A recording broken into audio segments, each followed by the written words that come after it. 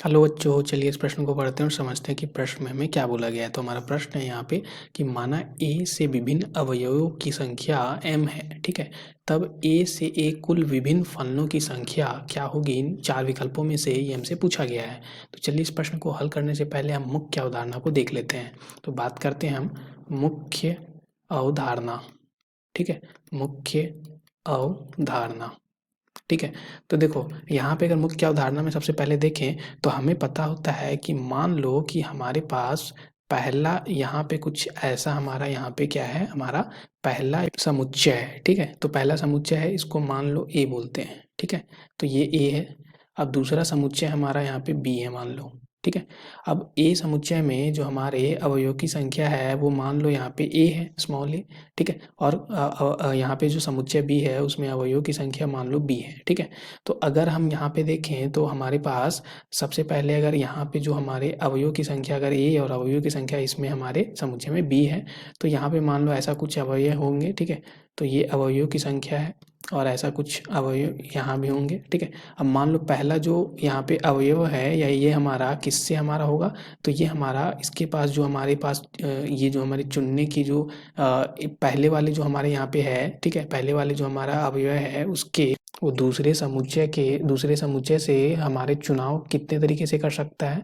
तो दूसरे समुच्चय के हमारे जो अवयव हैं उसको कितने तरीके से चुन सकता है। हमारा पहला जो यहाँ पे अवयव था वो हमारा समुच्चय में, तो उसका तरीका क्या हो जाएगा, उसका तरीका हो जाएगा यहाँ पे पास हमारे पास अवयवों की संख्या बी है तो बी तरीका हो जाएगा इसके पहले वाले को चुनने का यहाँ पे। उसी तरह दूसरे वाले के लिए भी हो जाएगा यानी कि बी, ठीक है। इसी तरह तीसरे वाले अवयव के लिए भी यहाँ पे समुच्चय बी में चुनने का तरीका क्या हो जाएगा, बी हो जाएगा, ठीक है।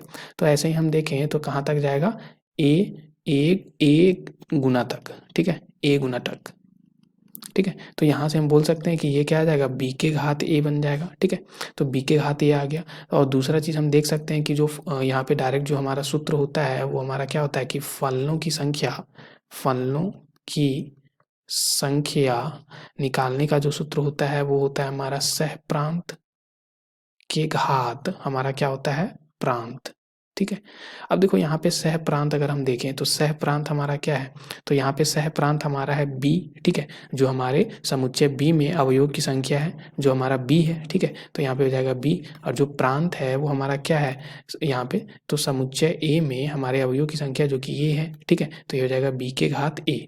अब हम बात करते हैं अपने दिए गए प्रश्न में, ठीक है। अब प्रश्न को हल करते हैं। तो प्रश्न में हमें बोला था कि ए से विभिन्न अवयवों की संख्या m है, ठीक है। तो ए से ए कुल विभिन्न फलनों की संख्या यानी कि हमारा समुच्चय यहाँ पे ए है, ठीक है, और ये हमारा समुच्चय फिर से ए है, ठीक है। इसमें यहाँ पे अवयवों की संख्या m है और यहाँ भी m है। तो यहाँ पे हमें पूछा गया था कि फलनों की संख्या, ठीक है।